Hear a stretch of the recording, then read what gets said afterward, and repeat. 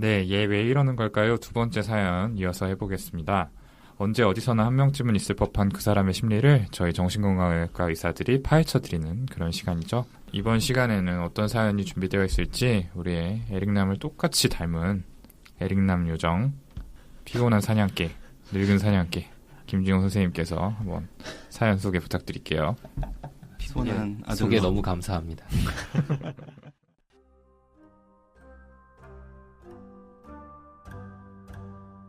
네, 안녕하세요. 결혼을 앞두고 있는 30대 여성입니다. 저희 아빠 이야기를 해보려고 해요. 저희 아빠는 어릴 때부터 운동을 하셔서 그런지 성격이 강하신 편입니다. 자수성가하셔서 자기애라고 할까요? 그런 것도 좀 강하시고요. 그래서 저희 집에선 언제나 아빠가 대장이고 모든 주도권을 쥐고 계십니다. 사업을 하셨기 때문에 사회에서도 당연히 그러셨었고요. 이제 연세가 드시고 사회생활을 많이 정리하고 계시다 보니까 약간 우울해 보이세요. 이제 나이가 들었으니 일을 정리하고 싶다고 하시면서도 동시에 나는 왜 이렇게 늙어버려서 일을 못하느냐 이러면서 한탄도 하시고요. 아직 정리되지 않은 일이 있어 조금이라도 업무를 하러 나가셔야 할 때는 내가 이 나이에 왜 일을 하러 가야 되냐며 짜증을 내시기도 하십니다. 최근 들어 아빠의 감정은 늘 두 가지입니다. 화가 나 있거나 기분이 아주 좋거나 이 두 개인데 그 화가 나면 인상을 쓰시고 말씀도 잘 안 하시고 모든 일에 부정적으로 반응하시며 주변 가족들을 불안하게 만드십니다. 아빠는 뭔가 기분이 나쁘신데 누구도 아빠가 화가 난 이유를 알지 못하니까 풀어드릴 수도 없고 대화를 하려고 하면 날카롭게 행동하시니 방법이 없습니다. 정말이지 전혀 생각지 못한 부분에서 갑자기 삐져서 말씀을 안 하시거든요. 그러다 시간이 지나면 전혀 생각지 못하게 화가 풀리시면서 기분이 좋아집니다. 근데 그렇게 풀어지셨다고 해서 저희 가족이 즐거운 것도 아닙니다. 이미 아빠에게 상처받은 저희는 이유도 모른 채 당하고 마음이 상해 있는데 아빠는 본인 기분이 좋으니 당연히 저희도 아빠와 같은 감정이길 바라면서 기쁜 감정을 강요합니다. 여기서 조금이라도 아빠가 감정 코드가 맞지 않으면 또 바로 삐진 모드로 들어가십니다. 아빠는 화가 풀리시면 기분이 과하게 좋아지셔서 말씀도 많이 하시고 모든 일을 함께 하려 하십니다. 방에서 일하고 있거나 자려고 하고 있는 저희를 불러 모아서 TV를 다 같이 보자고 하시고 TV를 보시면서도 끊임없이 TV 나오는 사람들에 대해 평가하고 이야기하십니다. 식사하실 때도 무조건 집에 있는 사람 모두 불러와서 앉혀야 하십니다. 밥을 안 먹을 사람도 무조건 앉아 있어야 됩니다. 물론 식사 준비 중에도 끊임없이 부엌에 오셔서 간섭하시며 이야기를 하시는데 정말 정신이 하나도 없습니다. 젊은 시절엔 일하시느라 거의 집에 없으셨고 이제 가족들과 함께 즐거운 시간을 보내고 싶으신 마음은 이해가 가지만 가끔은 그냥 삐진 모드로 계셨으면 좋겠다는 생각도 하게 되네요. 요즘 저희 가족은 거의 모든 에너지를 아빠의 기분을 살피는 데 사용하고 있습니다. 말 한마디도 눈치 보며 조심스럽게 하고 어떤 장단에 춤을 춰야 하나 온 신경을 곤두세워야 합니다. 특히 엄마가 너무 힘들어하세요. 지금은 저랑 수다도 떨고 대화를 하며 버티시는데 제가 이제 결혼을 하고 나면 엄마 혼자 이걸 감당하셔야 할 텐데 제가 걱정이 많습니다.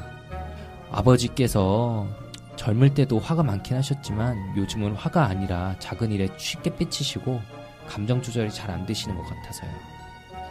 엄마는 혹시나 아버지께서 우울증 혹은 최악의 경우는 치매 초기 증상은 아닐까 여러 가지로 걱정하시며 병원이라도 가보고 싶어 하시는데 아빠는 심리검사나 정신과에 대한 거부감이 너무나 크십니다. 예전에 부부 심리 상담을 해보라고 했을 때도 아빠는 그런 곳은 정신병자나 가는 곳 아니냐 이렇게 하시며 역정을 내셨었거든요. 나이가 들면서 변해버린 아빠, 이런 아빠를 미워하게 될까봐 걱정입니다. 아빠의 이런 증상이 나쁜 병은 아니겠죠? 상담을 받아야 한다면 어떤 방법으로 병원을 가야 할까요? 도와주세요.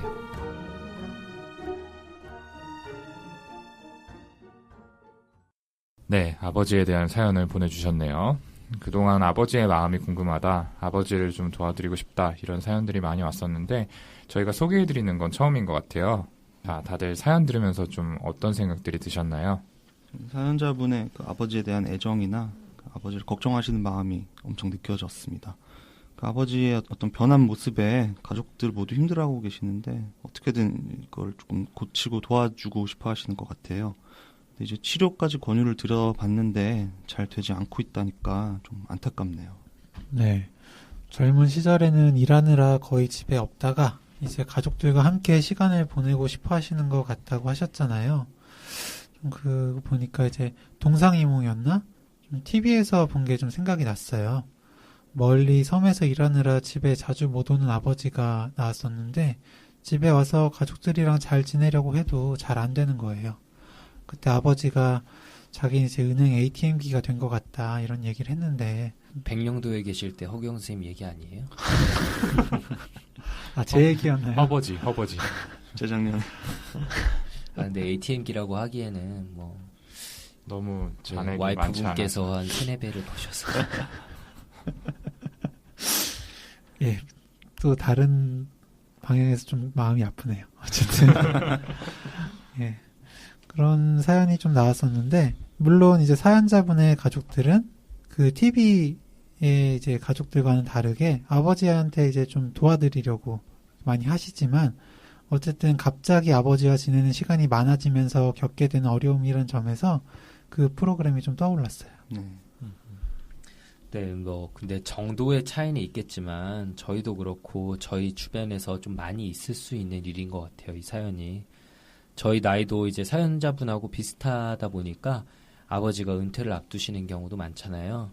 뭐 사연으로만 만났지만 저희나 아니면 저희 주변의 아버지 분들이 떠올라서 더 몰입해서 사연을 들었던 것 같네요. 네, 맞아요.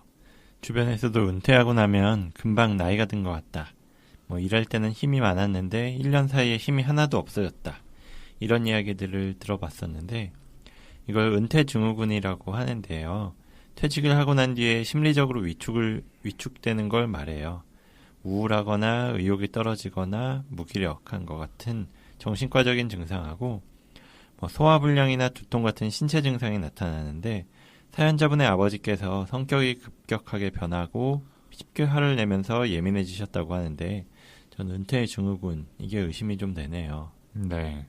방금 윤유 선생님이 은퇴 증후군이라는 단어를 사용하셨는데 여기 대해서 조금 더 자세하게 알아보면 좋을 것 같네요. 이게 IMF 그 경제 대란 때 갑자기 사람들이 대거 실직하게 되면서 쓰이기 시작한 말이었죠. 네, 그렇죠. 게다가 워낙 우리나라는 근무 시간이 유독 길잖아요. 야근을 안 하는 게 이상할 정도인데다가 주말까지 일하는 경우가 많은데요. 그 별다른 취미생활도 못하고 뭐 가족이나 친구와도 거의 시간을 못 보내고 일에만 집중하다가 실직을 하게 되니까 내 삶의 전부를 차지하던 그 직장이 없어지니 삶 자체가 없어져 버린 거예요, 이제.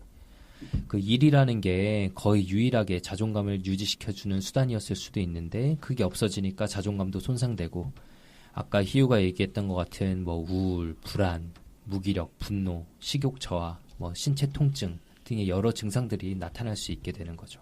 네. 그런 이제 자기가 이제 자기의 건강 상태를 평가할 때 그게 수입과 상관관계를 보인다는 연구 결과가 있거든요. 이제 은퇴를 하게 되면 경제적 수입이 없어지거나 어쨌든 뭐 줄어드는 셈이니까 아픈 것도 더 크게 느껴지는 것 같아요.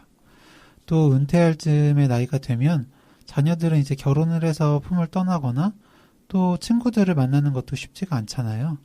이렇게 인간관계가 제한이 되면 더욱 자존감이 떨어지죠. 그리고 에릭슨이라고 하는 분이 생애 주기 동안 이루어야 할 발달 과업이라는 이야기를 하면서 60대 이후인 8단계의 과업으로 통합이 필요하다고 얘기를 했어요. 여기서 말하는 통합이라는 건 자기 자신의 하나뿐인 삶을 받아들이고 지금까지 만났었던 주위 사람들도 좀 소중하게 여겨서 다른 대역을 찾지 않고 직접 수용하는 거라고 정의를 했어요. 그래서 지금까지 자신만의 삶의 책임을 받아들이고 초연하긴 하지만 아직 삶에 적극적인 관심이 있는 수준에 도달하는 게 목표라고 이야기를 했습니다. 그리고 여기에 실패하게 되면 일어나는 현상을 절망이라고 해서 외부 세계를 매우 혐오하고 사회나 사람들에 대한 분노를 보일 수도 있다고 이야기를 했어요. 그러면서 불안장애가 흔히 나타날 수 있다고 했는데 자신의 삶을 돌이켜보면 시간은 다 가버리고 기회는 이제 없다. 이런 생각에 잠기는 공황감 같은 게 연관되어 있다고 했습니다. 네, 그 에릭슨의 8단계 외우는 게 좀 힘들었었는데 그 마지막 단계죠. 이제 인생의 노년기 과제를 그 통합성 대 절망감으로 봤어요. 성공하면 통합 성공하는 거, 실패하면 절망감 이렇게 본 건데 노년기가 되기 전에 그 젊을 때는 사람들이 자신의 인생에 대해서 생각을 할 때 주로 미래에 대해서 그려 보거든요. 성공해서 이런 사람이 돼야지, 이렇게 인생을 살아나가야지 이렇게 되는데 마지막 시기인 노년기에는 관심이 이제 과거로 옮겨가서 내 인생이 가치가 있었던 삶인가라는 생각이 점차 떠오르게 되는 거죠. 거기서 자신의 인생을 정리해보고 삶의 가치를 확신하게 되는 사람은 이제 통합에 성공해서 마음이 편안해지는 건데, 아, 내가 잘 살았구나, 이렇게.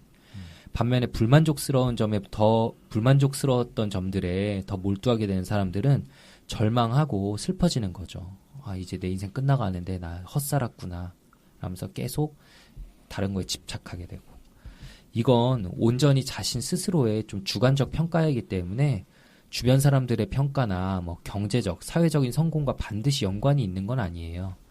남들이 보기엔 뭐 힘든 삶을 산 것 같아도 노력해온 자신의 인생에 스스로 만족하고 인생을 마칠 때까지 주변 사람과 뭐 사회에 봉사하다가 가시는 분들도 있고, 반면에 엄청난 부자임에도 불구하고 한 번뿐인 인생 제대로 못 살았는데 끝나간다는 생각에 불안해하고 막 현실을 받아들이지 못하는 사람들도 있죠. 뭐 대표적으로는 불로초를 뭐 찾아서 헤맸던 진시황도 그런 사람 아닐까 싶어요. 뭐 그렇게 늙은 나이에 죽은 건 아니지만. 네. 그래서 이제 과거에 대한 그 정리를 해야 된다, 그런 뜻에서 말씀을 해주셨는데, 나이가 들면은 또 신체 기능도 떨어지잖아요. 조금만 활동해도 쉽게 피곤해지고, 또 예전만큼 쉬어도 쉰 것 같지가 않고요. 그리고 또 무릎이나 허리, 뭐 어깨 같은 근육통도 많이 생겨서 어딜 다니는 것도 쉽지가 않아지죠. 또 뭐 기억력이나 언어 능력, 이런 인지 능력도 떨어지고요.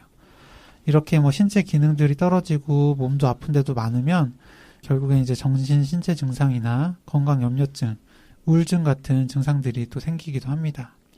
극단적으로 이제 자살하게 되는 비율도 65세 이상에서 가장 높죠. 네, 노년층의 자살이 참 문제죠. 또 다른 개념을 하나 소개해드려 보자면, 심리학자 라이카르트라고 하는 분이 은퇴 이후에 이걸 받아들이는 유형을 5가지로 나눴습니다. 첫 번째, 성숙형은 가장 이상적인 방식인데 큰 어려움 없이 나이 들어가는 걸 받아들이는 유형이죠. 은퇴한 뒤에도 과거에 대한 어떤 큰 후회나 미래에 대한 걱정 없이 일상생활을 하는 거예요. 두 번째로는 은둔형. 이전에 책임들에서 벗어나서 조용한 생활을 하게 된 걸 감사하고 조용하고 차분한 삶을 살고 싶었던 욕구를 충족시키면서 지내는 겁니다. 세 번째로는 무장형인데요. 심리적으로 소외나 불안을 없애기 위해서 은퇴 후에도 다른 사회 활동을 끊임없이 하려고 노력을 하는 거죠. 그리고 다음으로는 분노형인데, 인생의 목표를 달성하지 못한 것에 대해서 분노를 느끼고 그런 실패나 어떤 불행에 대한 원인을 외부의 탓으로 돌리면서 은퇴 후에 지금 자신의 모습을 받아들이지 못하는 거죠. 마지막으로 자학형은 인생의 목표를 달성하지 못한 것에 대해 후회하는 것은 앞서 말한 분노형과 마찬가지지만 그 실패의 원인을 본인 내부로 돌리는 것이 다른 점입니다. 네. 그래서 간단하게 정리하면 성숙형이 방금 이야기한 대로 가장 성숙한 방식이고, 은둔형이나 무장형도 나름대로는 적응하는 중이라고 할 수 있겠네요. 근데 분노형이나 자학형은 평소에 은퇴 후의 삶에 대해서 생각을 못했었던 것 같고, 그래서 더 과거에 집착하면서 힘들어하는 것 같아요. 그리고 특히나 갑자기 실직을 하게 된 경우라면 이렇게 분노형이나 자학형이 될 가능성이 좀 높을 것 같아서, 역시 평소에도 좀 은퇴 후의 생활에 대해서도 한 번씩 생각을 해보고 계획도 세워보고 그럴 필요가 있을 것 같아요. 그런 의미에서 뭐 윤희 선생님은 평소에 좀 빨리 은퇴하고 싶다는 생각 해보셨어요? 얼마 전에 얘기 잘못했다가 좀 강제로 은퇴하게 되셨는데. 파케 은퇴? 네, 파케 은퇴. 또 갑자기 무서운 말을 확 하시는데 제가 정말 잘못했습니다. 분노가 담긴. 뭘 잘못하신 거예요? 몰라요. 무서운데 끌려갔다 온 거 너무 무서웠고요. 네, 아무튼 저는 아직은 당연히 은퇴에 대해서 생각을 해본 적은 없기는 해요. 근데 굳이 생각을 해보자면 저는 가능하면 가늘고 길게 오랫동안 활동을 하고 싶어요. 여기도 마찬가지고요. 그래서 좀 내쫓지 말고 좀 길게 갈 수 있게 해주시고요. 태세를 좀 전환하셨네요. 컨셉 바꾸셨네요. 그래서 저는 라이카르트 분류로 보자면 뭐 무장형 아니면 은둔형 둘 중에 하나에 속할 것 같다는 생각이 좀 들어요. 뭐 다른 선생님들은 좀 은퇴하게 되면은 어떤 형에 가깝게 되실 것 같으세요? 저도 뭐 생각을 좀 해보면 은둔형에 좀 가깝지 않을까 이런 생각이 들어요. 그냥 인터넷 되는 컴퓨터 하나 있으면 그냥 살 수 있을 것 같거든요. 조용하게. 사실 들으시는 분들 중에 저 같은 생각 하시는 분들 많으실걸요? 그냥 스마트폰 있으면 되는 거 네. 아니에요? 컴퓨터도 아니고. 게임이 돼야 되는 거 아니에요? 아이고 그건 잘 모르겠거든요. 인터넷 되는 걸로. 규영이는 노년기에 일도 안 하게 된다면 지금보다 더 많은 핸드폰 게임들 상위 랭커 자리에 이렇게 다 올라 있을 것 같아요. 아 근데 여러 그건 대 쓸 수 있을 네. 돈이 필요해서. 현질을 좀. 캐시템. 네. 그거는 연금으로 충당을 하고. 저도 먹고 살만한 연금만 나온다면 지금부터라도 은둔형으로 살 수 있을 것 같기도 해요. 애들 다 크고 이런다면. 방 하나를 이렇게 게임방으로 꾸며서 VR도 좀 놓고. 전통놀이 스타크래프트 되게 잘하시잖아요. 이번에 전통놀이. 새로 나오면 사실 거 아니에요? 애들 때문에 아무것도 못하는데 좀 큰 화면도 놓고 이렇게 운전대도 하나 있고. 맞아요. VR. 네, 정말 행복하게 지는 총도 하나 있고. 이런. 언제 가능할지 모르겠네요, 그게. 아휴, 겜덕후들. 근데 이 사연의 아버지분께서는 아직 은퇴를 완전히 하신 건 아니고 이게 정리 단계지만 그 정연이가 소개한 이 분류 중에서 어떤 형에 속한다고 볼 수 있을까요? 은퇴에 대해서 그리고 지금 가족들한테 보이는 이 행동들에 대해서 이 아버님 속마음을 좀 직접 들어봐야지 저희가 이해하고 알 수 있기는 한데요. 아마 분노 유형이 아니실까 싶은 생각을 합니다. 가족들한테 이해하기 어려운 이 분노나 이 삐짐을 자주 보이시는데 본인이 성에 차지 않거나 못마땅한 점 이런 상황을 가족들이 알아서 채워줘야 되는데 그렇게 하지 않기 때문이라고 받아들이시는 것 같잖아요. 이 사연자분이 걱정돼서 사연까지 보내신 거 보면 결코 아버지한테 무심하거나 뭐 못되게 구는 가족은 결코 아닐 것 같거든요. 그래서 이 아버님은 이 은퇴 후에도 이제 여러 가지 부정적인 변화나 어떤 상황을 겪게 되실 경우에 좀 주의 탓으로 돌릴 수 있지 않을까 싶은 걱정이 됩니다. 네. 그렇게도 생각할 수 있을 것 같고 저는 무장형일 가능성에 대해서도 좀 알아봐야 될 것 같아요. 이 유형이 심리적인 소외를 없애기 위해서 다른 사회 활동을 꾸준히 하려고 하는 거라고 이야기했었는데 뭔가 아버지가 가족들에게 하는 모습이 뭐 다 모아놓고 TV 같이 보려고 하거나 뭔가 계속 활동을 하려고 하고 간섭하고 이런 모습이 혹시나 비슷하지 않을까 하고 생각을 했거든요. 이게 좀 핀트가 벗어나긴 하지만 사회 활동을 꾸준히 하려는 게 아닌가 싶은 그런 생각이 들어가지고요. 이 사업하시던 그때의 생활을 가족 안에서 다시 조금 네. 재현하고 싶어 하시는 욕구라고 볼 수도 있겠네요. 네. 그런 생각을 해봐서 무장형 가능성을 생각해봤습니다. 네. 아무튼 이 사연자분의 아버지는 은퇴증후군이라고 생각이 되고 아직 은퇴 후의 생활에 대해서 충분히 생각해보지 못하셨거나 받아들이지 못하신 것 같다. 이렇게 좀 정리를 해볼 수가 있겠네요. 그렇다면은 이분은 왜 다른 분들보다 이렇게 사회생활을 정리하고 은퇴하는 것에 대해서 받아들이기 힘들어하시는 이런 모습을 보이시는 걸까요? 제 생각에는 원래 자수성가하신 자기애가 많은 성격이라고 하셨잖아요. 집에서도 항상 대장이고 주도권을 가지고 계셨다고 하는데 원래 자기애성 성격이 영향을 준 것 같아요. 내가 집에서 대우를 받아야 돼. 난 자수성가했어. 이렇게 사회에서의 성공과 그로 인한 가족들의 인정으로 자존감을 유지하고 계셨을 가능성이 크다고 생각해요. 그래서 원래의 성격이 나이가 드시면서 좀 더 부각돼서 나오는 것 같기도 하고요.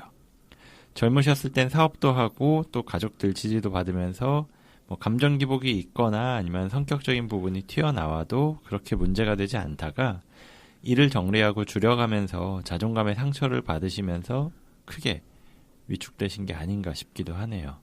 그렇죠. 이 자기애성 성향이 어떤 중년의 위기라고 해가지고 네. 나이 네. 들어감이나 은퇴나 이런 것들을 굉장히 받아들이기 힘들어한다는 그런 이야기가 있죠.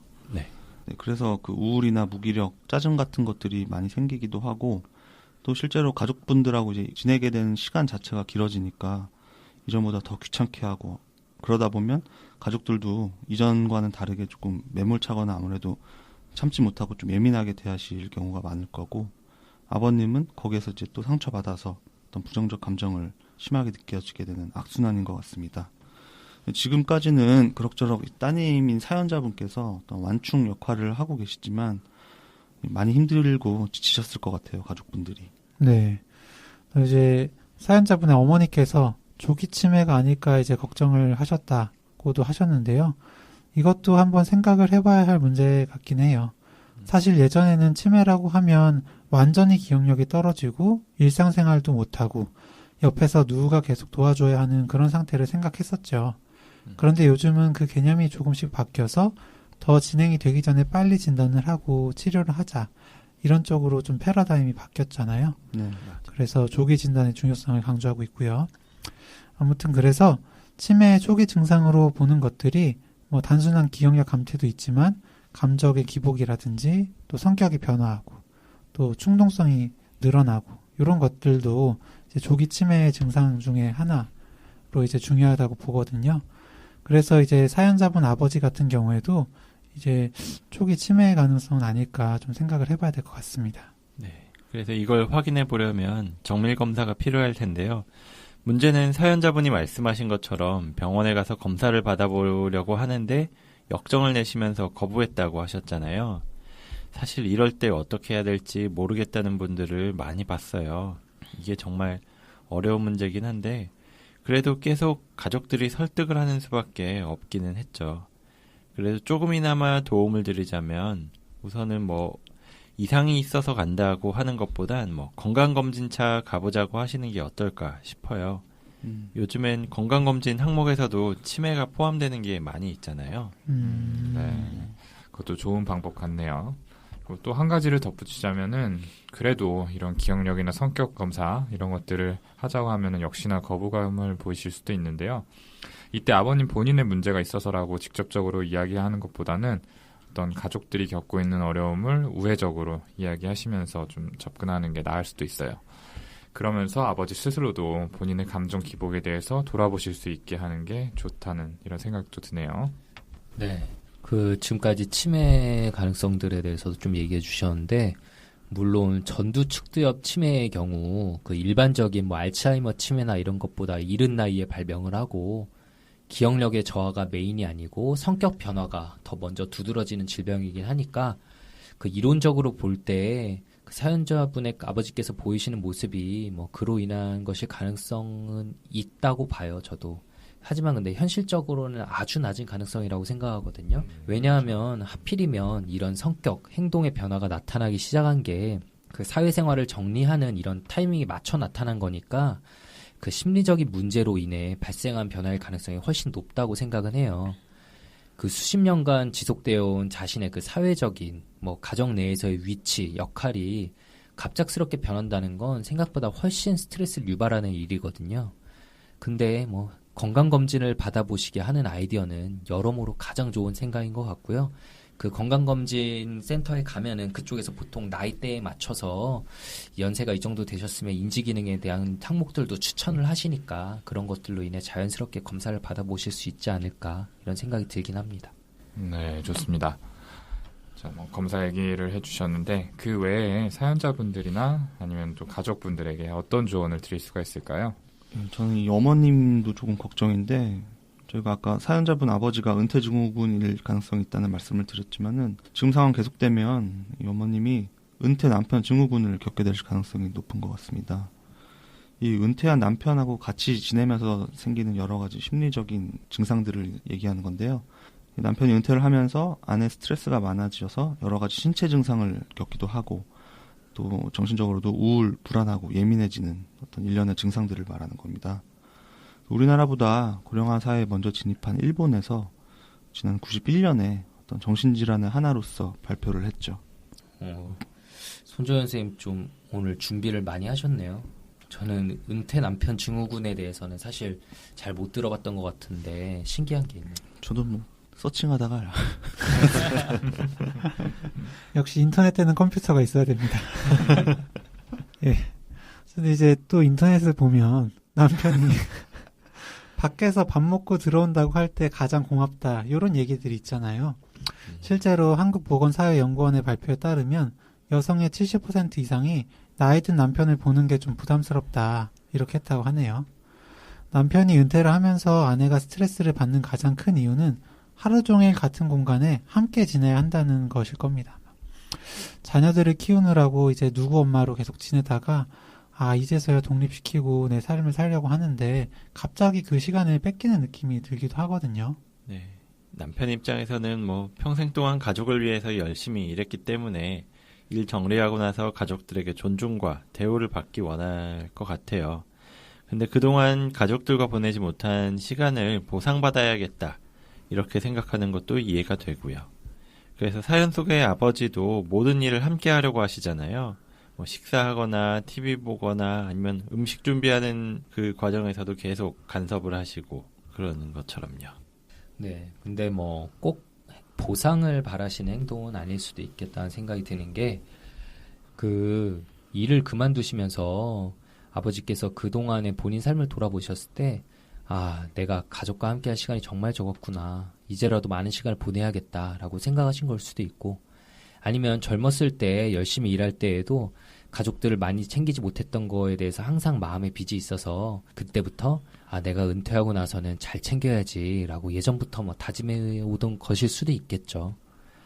그런데 그 우리나라의 저 연령대 어르신들 중에 자신의 이런 감정과 생각들을 솔직하게 가족들에게 털어놓을 수 있는 분들이 몇이나 계시겠어요. 이제 뭐 가족들에게 잘 하고 싶은 마음과 그리고 일을 그만두면서 받는 스트레스가 이 아버지께 속에서 섞여 있기 때문에 저런 왔다 갔다 하는 모습을 보이시는 게 아닐까. 본인도 정리가 잘 안 돼서 전 그런 생각이 좀 드네요. 네. 아까 손정현 선생님이 은퇴 남편 증후군이라는 거에 대해서 얘기를 잠깐 해주셨는데 이게 일본에서 먼저 나온 개념이잖아요. 네. 그 오가와 유리라는 일본 작가가 쓴 책이 있는데 은퇴 남편 유쾌하게 길들이기라는 책이 있어요. 즐거운 길들이기. 네. 이 책에서 이제 거기에 대한 대처 방법을 소개를 하고 있는데요. 이제 은퇴 이후에 집에서 함께해야 할 시간이 길어진 남편과 아내는 그동안의 습관에서 벗어나서 부부의 역할에 있어서 분담이나 관계를 좀 재정립할 필요가 있다면서 남편을 독립적으로 생활하게 하는 방법을 좀 소개를 해놨거든요. 총 15가지 방법인데 이제 몇 가지를 좀 소개를 해드리자면은 점심은 직접 차려 먹게 해라. 그리고 무관심한 남편에게 집안일을 시켜라. 그리고 남편의 취미 활동을 응원하라. 2달에 한 번 정도는 단둘이 외출하라. 단 매번 부부만의 생활을 가지는 거는 피해라. 그리고 뭐 칭찬을 아낌없이 하라. 남편의 지역사회 대비를 응원하라. 이런 이제 이야기들을 좀 해놨는데 여기에 대해서는 좀 어떻게 생각하세요? 네, 뭐 다 이렇게 하긴 쉽지 않겠지만 어쨌든 독립적인 생활을 하게 한다는 점은 좀 중요한 것 같아요. 그 아내 본인이 독립적인 생활을 원한다면 남편을 자립시킬 필요가 있잖아요. 뭐 점심을 직접 차려 먹게 하라는 거, 뭐 각방을 써라 이런 게 좀 인상적인데 어쨌든 이제 은퇴 증후군이나 은퇴 남편 증후군 때문에 황혼 이혼도 좀 많아졌다고 해요. 예, 은퇴 후에 4년 이내가 좀 가장 위험하다고 하는데 요 내용 보면은 이제 그래서 그런지 유사시에 대비해서 통장을 가져라 그런 내용도 맞아요. 있는데 그런 내용도 있었죠. 네, 요런 것도 좀 인상이 깊었었고요. 네, 어쨌든 은퇴 전에 은퇴까지의 생활을 정리하고 부부나 가족과의 관계를 다시 한번 생각해 볼 수 있게 하는 프로그램을 좀 저희 정신건강의학과에서 운영하는 것도 좀 좋을 것 같아요. 은퇴라는 게 어떻게 보면은 직장이나 직장 동료들과 이별하는 점에서 애도 반응으로도 좀 볼 수 있는 거거든요. 그 과정을 좀 잘 이겨내실 수 있게 저희 정신과 의사들이 좀 도와드리면 좋을 것 같습니다. 네, 그런 의미에서 이제 이 사연자분께는 아버지와 사회생활하면서 지금까지 어떠셨는지 그리고 가족들에 대해서는 어떤 생각을 가지고 있는지에 대해서 이야기를 하고 또 가족들이 아버지에 대해서 이야기하는 그런 시간을 가져봤으면 좋겠다는 생각이 들어요. 물론 전문가의 도움을 받아서 이야기를 한다면 뭐 더 큰 효과를 거둘 수 있겠지만 그렇지 않더라도 그냥 그런 시간들을 가지고 이야기해보는 것, 그거는 그 자체로 의미가 있을 것 같거든요. 그 과정에서 아버지도 본인이 힘들어하시거나 아니면 가족들이 힘들어했다는 걸 아시고 치료 과정에 참여하시게 된다면 더욱더 좋을 것 같다는 생각이 들고요. 다른 선생님들은 좀 아버지의 치료에 대해서 어떻게 접근하면 좋을지 말씀해 주시면 좋을 것 같네요. 네. 저는 이전에 부부 심리 상담을 받으려고 했을 때 왜 받으려고 했었는지, 그리고 아버지한테 어떻게 이야기를 하고 모셔가려고 했었는지를 좀 더 자세히 알고 싶어요. 이 사연자분께서 이 방송을 들으신다면 그 내용에 대해서 다시 알려주시면 좀 더 도움을 드릴 수 있을 것 같고요. 그리고 아버지 스스로가 감정 기복 때문에 불편해하긴 하는지, 또는 가족들하고 갈등이 생기는 걸 알고 있는지, 알고 있다면 가족하고 갈등이 생기는 것을 불편해하긴 하는지, 이런 것들을 알아봐야 할 것 같네요. 최소한 아버지 본인이 불편해하는 게 있으면 그 부분을 공략해서 치료받으러 오시게 할 수 있을 것 같으니까 조금이라도 스스로가 불편해하는 게 있는지를 알면 좋겠다고 물어보고 싶습니다. 네. 저는 이 사연자분의 아버지께 추천하고 싶은 한 가지 치료 방법이 있어요. 인터퍼스널 세라피라고 대인관계 치료라는 기법인데 아마 방송에서는 저희가 처음 소개드리는 걸 것 같고요. 대인관계 치료에서는 집중적으로 탐색하고 개입하는 문제 영역이 크게 4개가 있는데 그 중에 역할 전환이라는 문제가 있어요. 내담자가 삶의 맥락에 생긴 변화 때문에 혼란과 고통을 느낄 수가 있는데 이때 치료자가 그 역할 변화로 인한 내담자의 양가 감정을 다루어 주는 거거든요. 그리고 이제 지나가 버린 그 옛 역할을 애도하고 옛 역할과 새로운 역할에 대한 균형 잡힌 시각을 가지도록 촉진해주는 면담 기법이에요.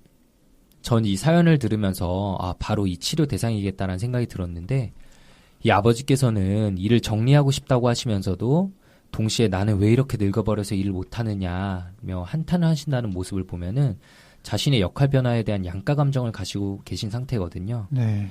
또한 활발한 경제활동을 통해서 돈을 벌어다주는 전형적인 가장이라는 자신의 옛 역할과 이제는 집에 같이 있으면서 가정의 무게중심을 잡아주는 조용한 가장이라는 새 역할로의 그런 급격한 변화 중에 균형을 못 잡고 계신 상태예요.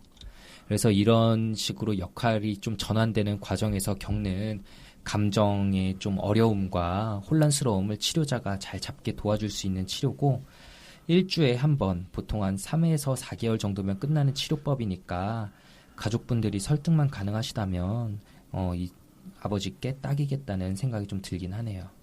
다들 얘기한 대로 가족분들끼리 대화의 시간을 가지고 또 전문가의 도움도 받는 것 모두 도움이 될 것 같은데요. 사실 지금 이런 어려움을 극복하는 과정이 아마 장기전이 되기가 쉽거든요. 그 과정에서 사연자분이나 그리고 다른 가족분들이 지치기가 쉽기 때문에 잘 버티시기 위해서 서로 자주 위로하고 좀 챙겨주시면 좋겠어요.